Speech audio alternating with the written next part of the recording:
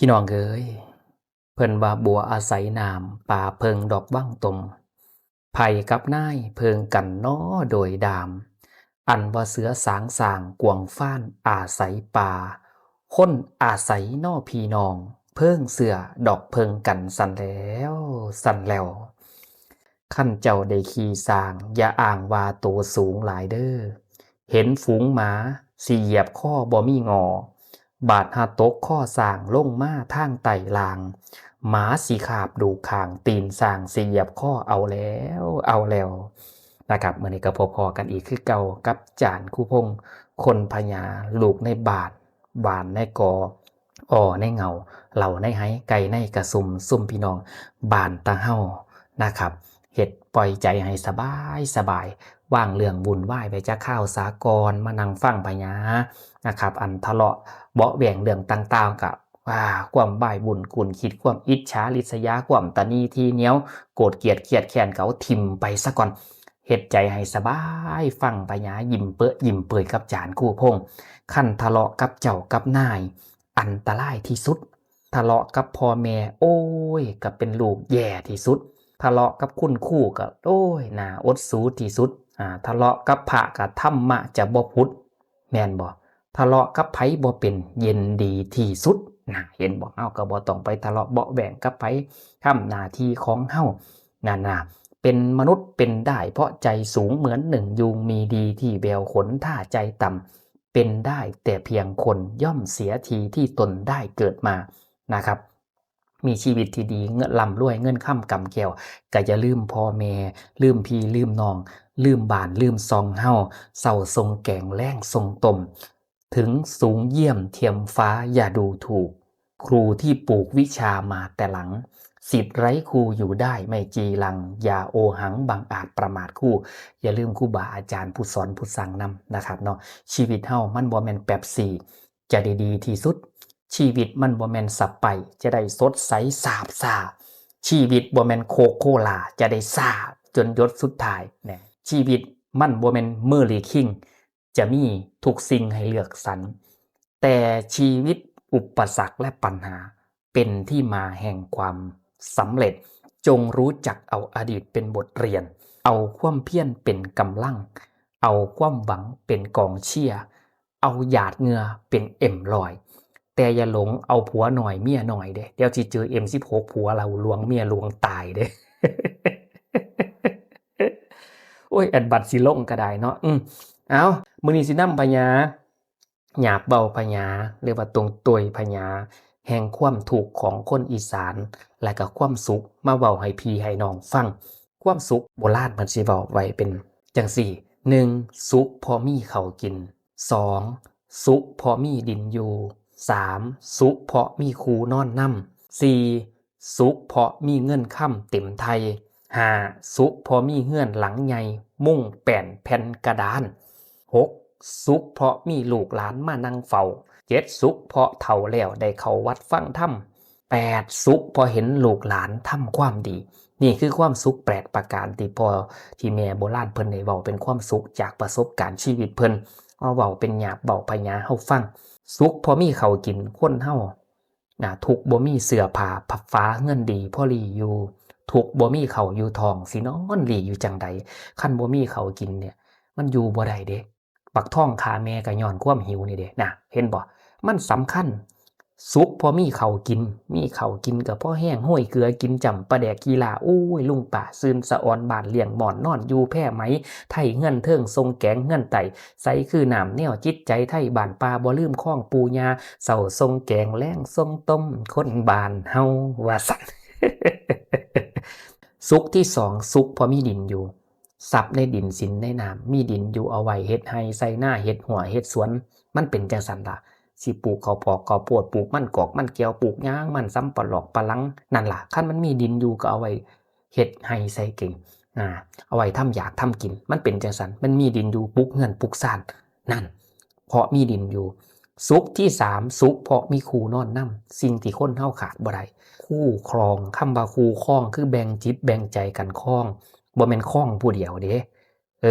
ผัวเมียนี่กูมึงอย่าให้ว่าข่อยและเจ้าตะพ้องเฒ่าซั่วตายนะ ผัวเมียนี่คือกันกับหางตาเป็นคู่มาอ่อนตอนสู้สอนซอยกันเป็นผัวเมียแล้วต้องเชื่อมั่นอย่าลบหลู่อย่าหูเบาจังสิพาเฮือนเฮาฮู้เฮืองไปได้ผัวเป็นไฟเมียก็เป็นน้ำเมียเป็นไฟผัวก็เป็นน้ำคอยปามอย่าเครียดคุณย่ามเจ็บเป็นเอ็นอุ่นอาศัยกันอย่าสุขานหาหวานปินปัวเด้อนั่นมันจึงเป็นผัวดุเมียคอผัวทัวเมียทำสุขพอมีครูนอนนำความคิดนำความดีเข้าบ้านนำภูมิปัญญานำเงินนำข้ามเก่าเงินเข้าซ่านอย่าสินำความบดิบบดีเข้ามาความในอย่าให้ออกความนอกอย่าให้เขาอย่าไปหาเว้านะความบดิบบดีจากเงินซ่านบัดอื่นอย่าสินำเข้ามาเป็นขี้ปากในเฮือนเฮาทุกข์ซื่อๆความในเฮือนในซ่านก็อย่านำออกไปมันจะสิเป็นคู่นอนนำสุขนำกันสุขทุกข์นำกัน4สุขพอมีเงินค่ำเต็มไทยสุขพอมีเงินทำเต็มไทยคือสุขอย่างใดขั้นเข้ามีเงินค่ำกำแก้วมันอยากได้หยังก็ได้คือสมัยกูมือนี่แหละถูกเพิ่นบ่ว่าดีมีเพิ่นจังว่าพี่น้องลุงป้าจังว่าหลานเฮาอย่าได้ขี้คร้านเวียกให้หน้าสวนเด้อเงินค่ำเก็บถนอมมีคอยโฮมแพงใบมีเงินคั่นบ่อินอ้อยแสนสิอ้อยก็บ่อยู่มีค่ำคั่นบ่อินอ้อยอ้อยไว้บ่แกนถุงสิมีแต่ใส่บ่ได้เด้คันมีเงินค่ำเต็มไทยคือเต็มกระเป๋านี่ว้ายสิไปไสไกสบายดีแม่นบ่สุขกายสบายใจมีหยังก็ใส่แต่เงินนั่นมันเป็นจังซั่นคันมีเงินมันบ่ยากดอกมันยากที่บ่มีเงิน สุขที่5สุขเพราะมีเฮือนหลังใหญ่มุ้งแป้นแผ่นกระดานสมัยแต่กี้คันผู้ใดเฮือนหลังใหญ่ๆมุ้งแป้นแผ่นกระดานจั่งซี้ถือว่าร่ำว่ารวยถือว่าลูกหลานเต็มบ้านเต็มเรือนอยู่แบบสบายแต่กี้เฮือนตูบต่อเหล่าเด้เฮือนมุ้งหญ้าไผ่หญ้าเด้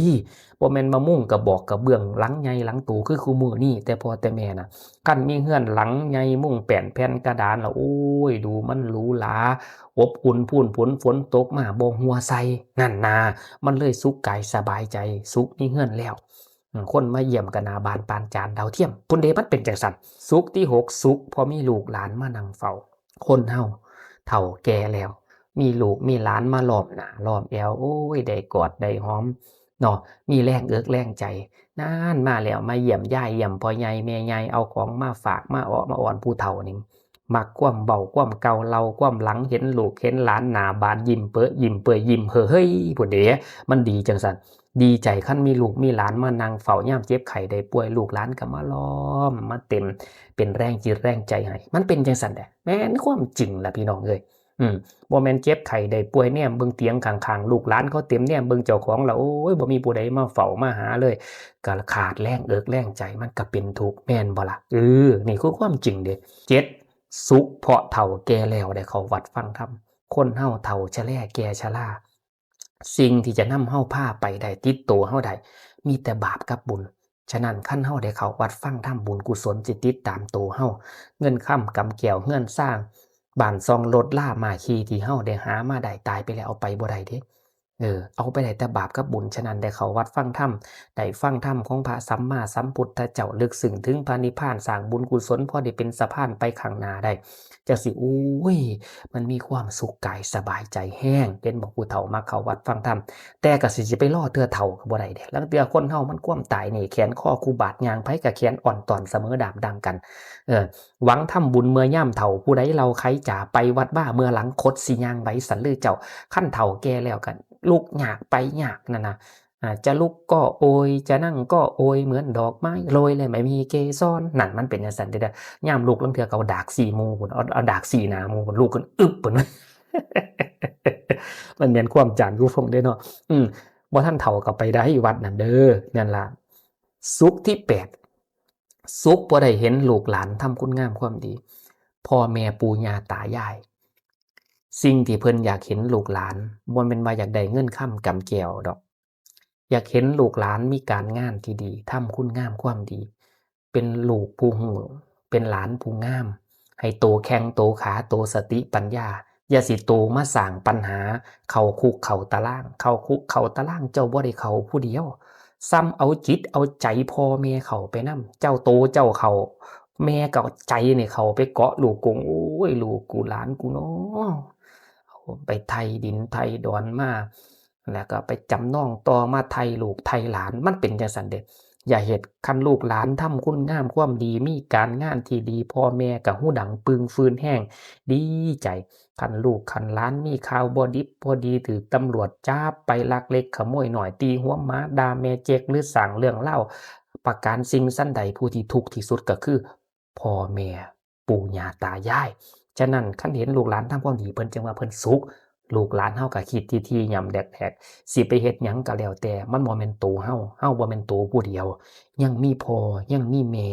ยังมีปู่ย่าตายายผู้รอท่ารอความหวังประสบความสำเร็จจากเฮาอย่าสิเอาแต่ความสุขความม่วนความชื่นเชื่อหมู่หลายเฮ็ดทำลายอนาคตเจ้าของเด้อลูกหลาเด้อเป็นแรงจิตแรงใจให้เอาทุกข์แต่เด็กยากแต่น้อยเฒ่าแก่สิสำบายบ่ว่ายิ่งบ่าชายเรื่องจริงจงจำไว้ผู้อื่นเขาหาให้ข้าวเดียวพอได้อยู่คันเจ้าของบ่ต่อสู้เจ้าสิเกาหมองหวังพึ่งพาญาติพี่น้องไผสิคิดอ่อนซ่อน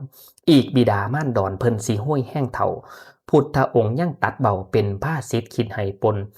ตนแลเป็นที่พึ่งแห่งตนอัตหิอัตโนนาโถบุ้ยปานพระเลยนะคันบ่จริงเพิ่นบ่เว้าจึงควรสร้างก่อเองเฮาก็ต้องสร้างเพื่อเฮาเองบ่มีไผซอยเฮาได้ตลอดไปพ่อแม่ก็ได้ชั่วคราวเด้อเอาละมื้อนี้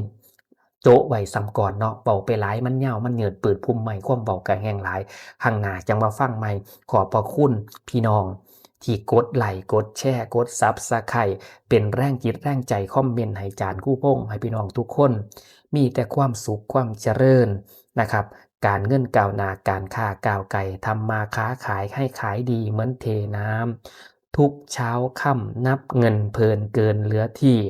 ซื้อก็ง่ายขายก็คล่องกำไรดีเป็นเศรษฐีมีทรัพย์นับอนันต์เด้อพี่น้องเด้อสวัสดีครับ